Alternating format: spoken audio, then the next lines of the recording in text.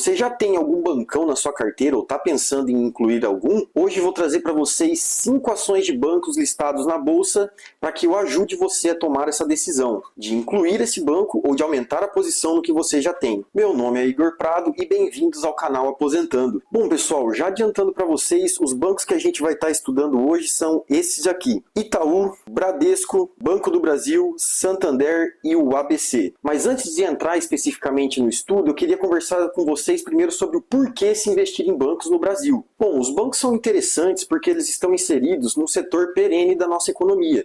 Isso quer dizer que eles vão desempenhar bem o seu resultado tanto num cenário de expansão da taxa de juros, quanto num cenário de retração da nossa taxa de juros. Isso traz um conforto para a nossa carteira, porque vai dar uma segurança no decorrer dos cenários econômicos. Nós vamos ver ali à frente, no decorrer dos anos, que os bancos eles conseguem aumentar os seus lucros consistentemente numa janela de médio a longo prazo. E um dos principais requisitos para a nossa estratégia de dividendos é essa, que a empresa tenha consistência de lucros no decorrer dos anos. Porque, logicamente, para que ela consiga pagar dividendos, ela precisa ter lucros constantes. O que já não acontece, por exemplo, em empresas cíclicas, por exemplo, empresas de commodity, que quando o ciclo da commodity está em alta, a empresa está lá bombando, entregando uma porcentagem muito alta de dividendos, logo o ciclo vira para um cenário de baixa e ela começa a entregar um resultado menor, logo dividendos menores. A ideia na estratégia de dividendos é ter empresas que consigam ter uma constância, uma regularidade, tanto na lucratividade e, consequentemente, na distribuição de dividendos. E os bancos conseguem nos entregar isso muito bem. Assim como outros setores, que a gente já comentou aqui no canal, que seria daquele acrônimo BEST que a gente sempre fala, que seriam bancos, energia, seguradoras, saneamento e telecomunicações. Todos esses serviços são de setores essenciais para a economia que muito dificilmente vão parar de funcionar. Você não consegue sobreviver hoje sem ter uma conta no banco. Você não consegue mais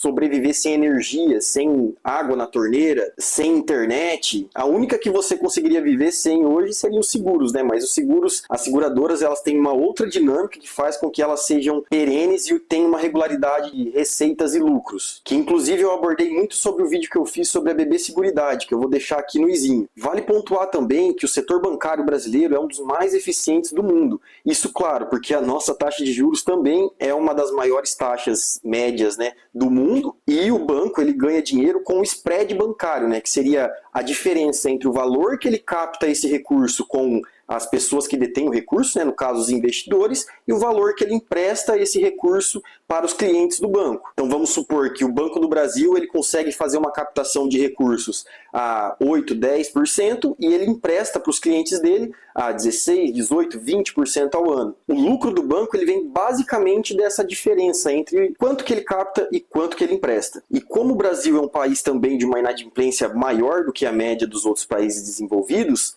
o banco ele precisa cobrar um pouco a mais de spread para que ele consiga viabilizar a operação dele e operar aqui no país. Já vi muita gente reclamando, meu Deus, os bancos ganham muito e tal. Mas, cara, realmente, os bancos no Brasil, eles faturam muito dinheiro. Só que o que a gente pode fazer quanto a isso, para mudar isso, Estruturalmente, nós, pessoa física, nada. A única coisa que a gente consegue fazer é aproveitar disso sendo sócio do banco e comprando uma parte dele e recebendo os dividendos daquela operação todos os anos e engordando o tamanho da nossa carteira. Bom, vamos iniciar aqui olhando então alguns gráficos primeiro, para depois a gente ver alguns indicadores.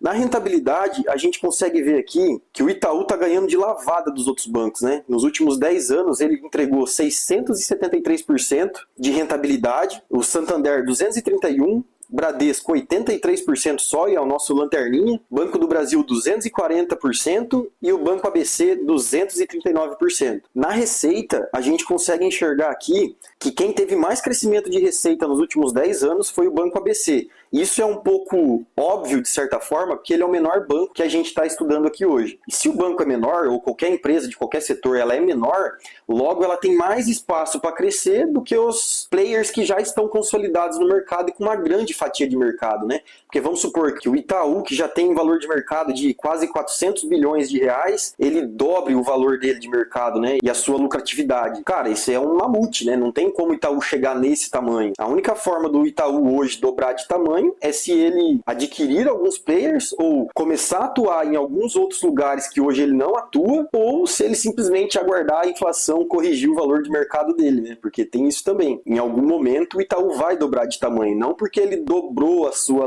lucratividade real, mas sim porque a inflação tomou conta do país e aumentou o preço de todas as coisas. Então aqui a gente teve o Banco ABC com uma evolução da receita de 400%, Itaú logo atrás com 101%, isso nos últimos 10 anos, tá? Santander 83%, Bradesco também na lanterna com 35% e Banco do Brasil com 65% de aumento de receita. Aqui na evolução do lucro, a gente tem o Banco do Brasil em primeiro lugar com 184% de aumento de lucro nos últimos 10 anos, Banco ABC com 166%, Itaú com 94%, Santander com 89% e o lanterninha, adivinhe novamente, Banco Bradesco com 5,68%. A gente consegue ver aqui, né, a lucratividade do Bradesco, cara, bem ridícula, para não falar outra coisa, né? O banco em 10 anos tem um crescimento de lucro de somente 5%, é algo, assim, assustador. É um ótimo banco, histórico na nossa economia, mas que nos últimos anos não vem conseguindo acompanhar os seus pares. Bom, e chegando aqui para os nossos indicadores, então, para o setor bancário, eu gosto de analisar os seguintes indicadores: preço sobre lucro, PVP, dividend yield, margem líquida, ROI e o crescimento, tanto de receita quanto de lucro nos últimos 5 anos. Bom, temos aqui no PL, então, que hoje o Banco Itaú está sendo negociado a 8,4, o Bradesco a 8,1, Banco do Brasil 5,7, Santander 7,9, Banco ABC 4,9. Um adendo aqui, né, que o Banco do Brasil ele é negociado historicamente sempre um pouco abaixo da média dos seus pares, né? A gente vê pelos bancões aqui que a maioria está sendo negociada na casa de 8. O Banco Itaú sempre com ágio, porque é o banco de melhor qualidade que a gente tem no nosso mercado hoje. E o Banco do Brasil sempre um pouco abaixo pela questão de ser estatal. Para alguns assusta, mas para alguns, como eu, acho ótimo. Porque nessas condições eu consigo comprar um ótimo banco que paga ótimos dividendos por um preço muito bom. E o Banco ABC ele é negociado a esse preço de 5 vezes lucro, porque o senhor mercado é maluco, cara. Porque o Banco ABC é um banco privado, ele não deveria estar sendo negociado nesses múltiplos. No PVP, a gente tem que o Banco Itaú está sendo negociado a 1,75, Bradesco a 0,9, Banco do Brasil a 0,7, Santander a 1,26 e o Banco ABC a 0,8. Isso quer dizer que, principalmente o Banco ABC e o Banco do Brasil, é mais barato você comprar esse banco na bolsa hoje do que você criar ele do zero. É como se você estivesse pagando 70 centavos por cada R$1 de patrimônio que o Banco do Brasil tem. É maluquice isso ou não? Dividend yield, Itaú com 9%, Bradesco 8,4%, Banco do Brasil 10,7%, Santander 5,3% e Banco ABC 7,6%. E aqui um adendo, né, porque o dividend yield ele leva em consideração os dividendos que já foram pagos há um ano atrás, ou seja, de junho do ano passado até agora. E esses dividendos podem ou não ser mantidos no decorrente ano, né? Por isso que é sempre importante a gente fazer projeção de dividendo, não com o lucro passado, mas sim com a projeção de lucros que o banco vai ter daqui para frente. Então, nesse caso, o Banco do Brasil, que foi o nosso vencedor, tá 10,7 aqui, mas esse provavelmente não vai ser o dividendo que o banco vai conseguir entregar esse ano. Devido à queda nos seus lucros que teve, né, no primeiro trimestre e a projeção que essa queda se mantenha pelo menos no segundo trimestre desse ano, é muito provável que o banco vai entregar um dividendo na casa de 8,5% no máximo esse ano, o que já é um dividendo muito bom, né? E já fica à frente de alguns desses bancos que a gente está analisando. Só não ficaria na frente do Itaú, que inclusive teve um pagamento extraordinário nesse ano, né? Então, por isso que está um pouco mais alto. Normalmente o Itaú não estava pagando um payout tão alto nos últimos anos. Margem líquida, 11,8% para o Itaú, 8,4% para o Bradesco, 7,8% para o Banco do Brasil, 9,9% no Santander e 10,20% no Banco ABC. Então, o nosso ganhador aqui, no critério de qualidade, né, enquanto que o banco consegue lucrar a cada real de receita que ele tem, seria o Itaú, o que não é surpresa nenhuma, né, porque o Itaú é o banco de maior qualidade que a gente tem. E isso a gente consegue ver principalmente em margem líquida e no ROI, que inclusive, né, o Itaú com um ROI de 20,7 contra 10,9 do Bradesco, 11,9 do Banco do Brasil, 15,8 do Santander e 16,13% do Banco ABC. E no quesito crescimento de receitas e lucro, o Itaú cresceu 15% de receitas nos últimos 5 anos, 22% para o Bradesco, 18% para o Banco do Brasil, 17% para o Santander e 11,6% para o Banco ABC. E no crescimento de lucros, Itaú 23%, Banco Bradesco 2,8%, Banco do Brasil 13,1%, Santander 0,9% e Banco ABC 26,5%. Bom, e o que esses indicadores mostram pra gente, né? Que o Banco Itaú ele continua sendo a opção melhor da nossa bolsa, né? A mais completa, a mais rentável, mas também é mais cara, né?